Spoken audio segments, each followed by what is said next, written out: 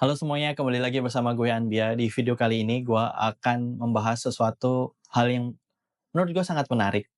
Dan ini ada di benak gue beberapa hari ini. Kenapa? Karena beberapa hari ini gue lagi suka cari berita tentang negara yang kekurangan penduduk. Nah, dengan begitu banyak berita-berita juga bahwa di Jepang, kan salah satunya di Jepang ya, itu rumahnya tuh banyak yang kosong gitu. Terus nggak ada yang nempatin dan akhirnya gue berpikir apakah orang Indonesia itu bisa beli rumah di Jepang. Nah, akhirnya gue merangkai dari semua itu. Jadi yang ada di pertanyaan gue jadi ada sekitar 8 pertanyaan. Pertama adalah apakah kita sebagai warga negara asing bisa beli rumah di Jepang? Gitu. Terus yang kedua adalah apakah kita punya hak dan kewajiban yang sama seperti layaknya orang Jepang atau berbeda? Gitu. Biasanya kan kalau orang asing punya properti itu jadi punya perbedaan gitu.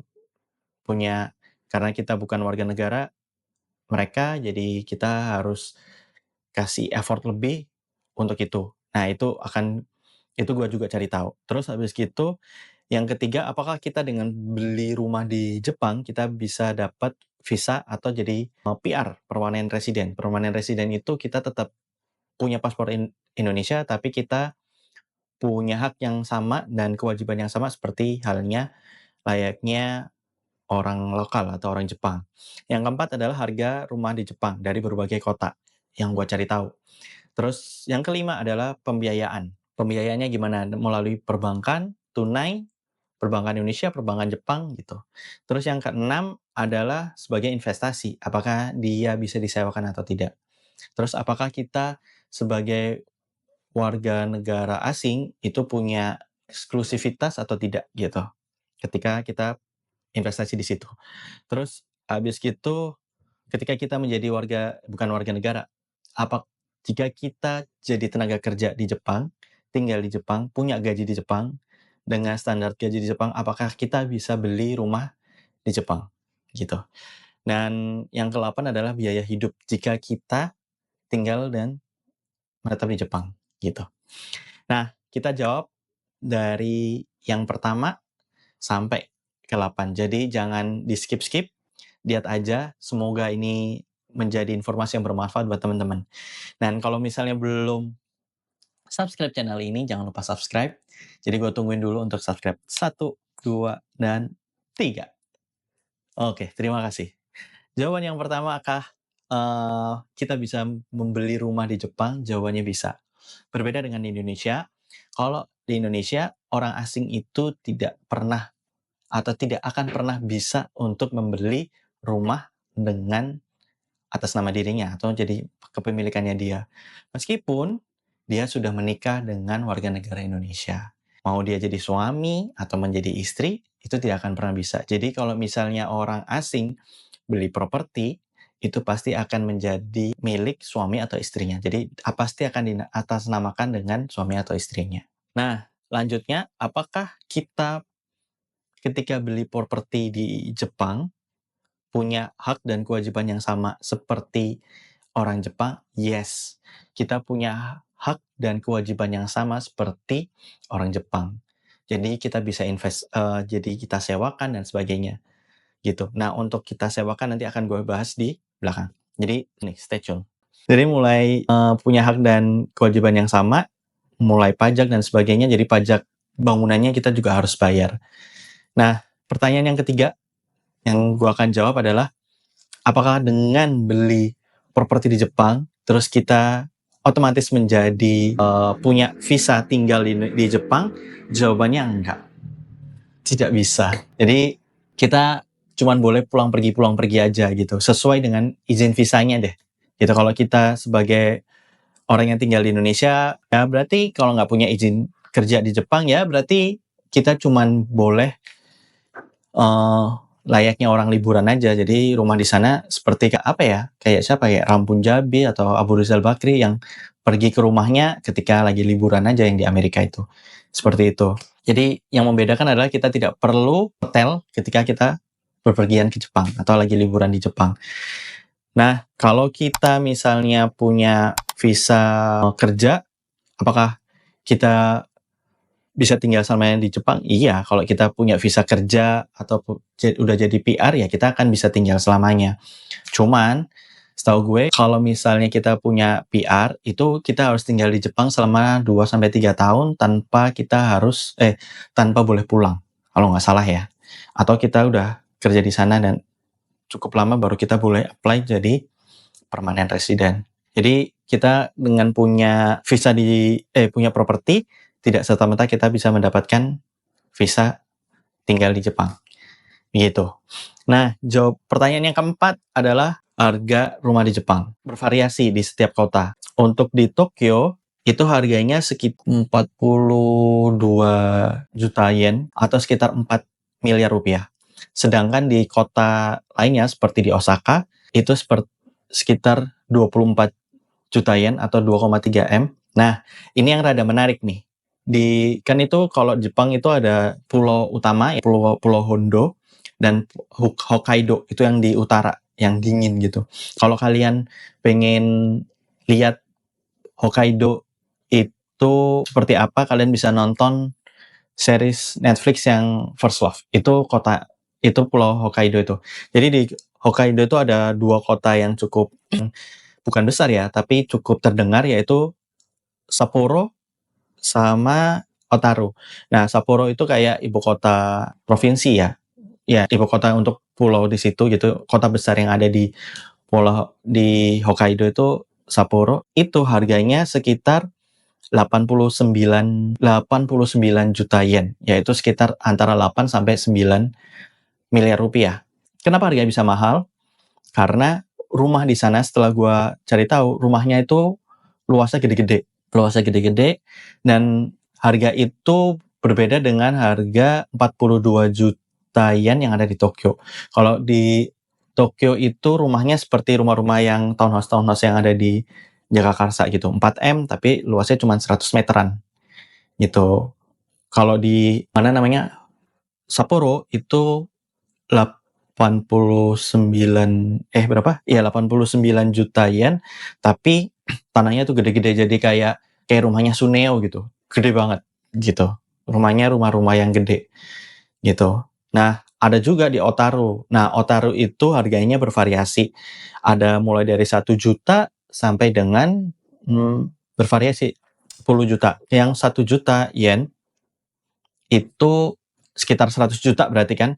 Itu kayak rumah yang ada apartemen yang studio-studio itu harganya 100 juta. Gitu. Kalau enggak rumah yang kecil banget tuh yang cuman 1 lantai gitu, 1 kamar tidur gitu kayak mereka nyebutnya living room, dining and kitchen gitu. Punya 1 living room, dining and kitchen gitu. Jadi cuman 1 gitu kayak bukan studio sih, 1 bedroom kalau misalnya apartemen. Tapi bentuknya rumah gitu. Tapi dari informasi itu yang 101 juta yen ini kita harus renovasi biasanya. Nah, yang ke berapa? Itu harganya range-nya ya. Jadi di setiap kota, di setiap tempat harganya berbeda-beda. Kita bisa cari agent dari website dan kita bisa ngelihat kira-kira kita mau beli yang mana. Terus yang kelima pembiayaan. Nah, pembiayaan itu kan bisa 3 nih. Tunai, kita beli pakai perbankan di Jepang sama perbankan di Indonesia. Kalau di perbankan di Indonesia, kita ngajuin KPR untuk beli aset atau beli properti di Jepang itu ilegal, nggak bisa. Kecuali kita pinjam dari sini, either itu pakai KTA atau pakai jaminan, either itu rumah atau mobil kalian, terus kita beli rumah di sana, itu bisa. Jadi kita belinya ketika sampai Jepang, itu belinya secara tunai. Nah, kalau misalnya beli di Jepang, pakai perbankan Jepang, bisa nggak? Bisa. Jangka waktu KPR-nya itu 25 tahun sampai 35 tahun. Kalau teman-teman adalah sebagai TKI atau sudah mempunyai PR di Jepang, sudah menetap 2 sampai 3 tahun di Jepang dan kemungkinan akan tinggal di Jepangnya lama, itu kita bisa KPR selama 35 tahun, 25 sampai 35 tahun. Tapi kalau teman-teman cuman tinggal di Indonesia, tidak punya pekerjaan di Jepang atau tidak punya izin tinggal di Jepang, itu hanya 25 tahun. Nah, bunganya itu berbeda. Kalau misalnya kalian tinggal di Jepang dan sudah menyertakan sebagainya, itu bunganya itu sekitar 0,5 sampai 1,2%. Ada yang floating, jadi kalau floating itu dari 0,5 nanti tahun depan bisa 1,2 tergantung dengan kondisi ekonomi. Seperti like yang ada di Indonesia atau kebijakan dari pemerintah itu. Kalau mau fixnya itu sekitar 1,5 sampai 2%. Yang mana bunga itu murah banget untuk di Indonesia karena di Indonesia itu sekitar 7 sampai 8% per tahun bunganya. Jadi jauh gitu. Nah, tapi kalau kita misalnya pakai bank di Jepang, tapi kita tidak tinggal di Jepang, range waktu kita untuk KPR itu hanya dibatasin cuma 25 tahun. Di 25 tahun, terus kita hanya dikasih bunga yang lebih tinggi. Jadi kalau nggak salah sekitar 1,5 sampai 2% gitu. Nanti informasinya ada di sekitar sini, sini atau sini, gua akan kasih informasi seperti itu. Jadi kita kalau misalnya mau nyicil bisa banget. Apakah kita harus membayar pajak ketika beli rumah? Yes. Jadi ketika kita mau beli di Jepang, pastikan kita punya deposit antara kita punya PR, menetap izin tinggal di Jepang dengan kita yang tinggal di Indonesia itu punya perbedaan. Kalau tinggal di Jepang punya PR pertama itu kita hanya deposit sekitar 10%. Sedangkan kalau kita tidak tinggal di Jepang, kita harus deposit sekitar 20 sampai 30%. Plus ada biaya administrasi, perpajakan, biaya agensi dan sebagainya. Itu sekitar 8 sampai 6 sampai 10%. Lupa ingat, nanti gue akan kasih informasi di sini. Nah, biaya itu juga di luar biaya biaya deposit atau biaya, jadi kita setor dulu sebagai DP bahwa kita ke agentnya bahwa kita akan beli rumah untuk pemiliknya, jadi sebagai tanda jadi. Tapi itu akan dihitung ketika misalnya kita harga rumahnya 1 miliar gitu ya. Kita kalau sebagai warga negara biasa harus deposit 10%, berarti kan sekitar 100 juta. Ya, 10% berarti kita harus deposit sekitar 100 juta. Berarti nanti yang dihitung sama bank itu adalah 900-nya. Tapi kalau dan kita harus punya biaya lebih 6 sampai 10% itu untuk biaya administrasi dan lain-lainnya. Jadi kita harus dari 1 miliar ini ya, biayanya itu sekitar 6 sampai 10%. Tapi kalau kita sebagai warga negara, ya pasti kita warga negara bukan penduduk tidak tetap, jadi orang Indonesia yang tidak menetap di Jepang, kita harus siapkan dana 20 sampai 30% untuk deposit. Jadi ketika kita nyicil, itu yang dihitung jadi 700 juta karena 300-nya ini dianggap sudah menjadi pembayaran. Plus 6 sampai 10% biaya tambahan lainnya. Jadi kita harus menyiapkan duit itu semua. Nah, 700 jutanya itu akan menjadi cicilan kita yang dibayarkan selama 25 tahun dengan bunga yang tadi udah gua informasikan. Seperti itu. Nah, pertanyaan dari yang ke-6 dan jawabannya adalah apakah kita bisa investasiin? Yes. Apakah kita harus bayar pajak ketika kita dapat uang dari orang yang nyewa? Iya. Nah, ada 2 metode. Kita bisa menyewakan tahunan, bisa menyewakan harian. Nah, menyewakan harian ini seperti halnya kayak Airbnb, terus kita bisa masukin kemana lagi ya, Pagoda kalau nggak salah, atau Booking.com gitu. Tapi itu dalam 1 tahun kita hanya dibatasi menjadi cuman 180 hari. Sedangkan kalau misalnya kita sewain tahunan itu kita bisa setahun sampai 2 tahun gitu. Jadi kita juga punya hak dan kewajiban yang sama antara penyewa dan orang yang nyewa itu punya hak dan kewajiban sama layaknya orang-orang yang tinggal di Jepang atau warga negara Jepang gitu, punya hak yang sama. Nah, dalam informasi itu gue diberikan informasi bahwa kita harus sewa agent. Kalau kita misalnya mau mengelola sendiri, ini sewa menyewanya, boleh. Kalau yang harian ya, ini boleh banget. Tapi kita harus punya agent untuk mengurusi perpajakannya. Jadi ketika uang itu udah masuk, kita akan langsung dipotong sama agennya dan kita akan terima bersih gitu. Nah, pajaknya itu gua lupa tuh, sekitar berapa ya? Lupa, nanti gua cantumin di sini. Yang jelas nggak terlalu besar lah potongannya. Nah, kalau misalnya kita sewainnya tahunan, nah kita bisa pakai agent properti. Nah, di situ juga ada potongan pajaknya dan sebagainya, potongan buat agentnya juga bisa, dan kita akan dicariin penyewa untuk tinggal di rumah kita gitu yang kita sewakan. Seperti itu. Jadi lumayan lah sebagai warga negara Indonesia punya investasi rumah di Jepang dengan harga sebetulnya nggak jauh beda sama di Jakarta. 7 adalah berapa sih gaji UMR rata-rata di Jepang? Di setiap kota itu gaji UMR-nya tuh beda-beda. Jadi gaji rata-rata per bulannya itu sekitar 576.000 yen. Itu di Tokyo sekitar segituan. Terus berarti sekitar 63 juta. Osaka hampir sama, sekitar 500 ribuan juga. Kyoto juga sama.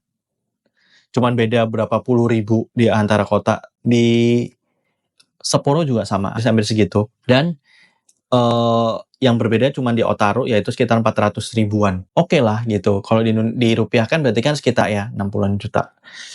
Nah, apakah dengan biaya hidup yang ada di Jepang kita bisa beli rumah di Jepang? Sepertinya bisa, karena kita dipotong pajaknya tergantung, jadi ada pajaknya progresif dari 20% sampai 30%. Jadi pajak PPh-nya itu 20% sampai 30%. Lalu dari hasil research yang gua dapat, jadi untuk pasangan biaya hidupnya kan gajinya sekitar 500 sampai 500 ribuan ya. Untuk pasangan itu pengeluarannya itu sekitar 300 ribu. Terus dan pajaknya itu pastinya sudah dipotong dengan 500 ribu itu udah dipotong sama pajak. Jadi pengeluaran kita itu sekitar 300 ribu. Jadi masih ada 200 ribu. Jadi kita bisa nabung lah gitu. Bisa nabung. Kalau kita beli rumah di Otaru gitu, bisa rumah awal itu di Otaru. Atau rumah-rumah yang sudah kosong lama gitu, itu kita bisa belilah gitu. Jadi kita bisa nabung dengan 200 ribu yen, kita bisa nabung berapa tahun ya? Mungkin kalau kita bisa masukkan ke reksadana saham atau ke saham yang kita bisa kelola dengan kita menghitung dengan baik, kemungkinan kita bisa beli rumah di Jepang, bisa banget. Dan apakah bisa cepat? Kemungkinan sih bisa cepat ya, karena kan 200 ribu kali 100 berarti sekitar 20 juta ya.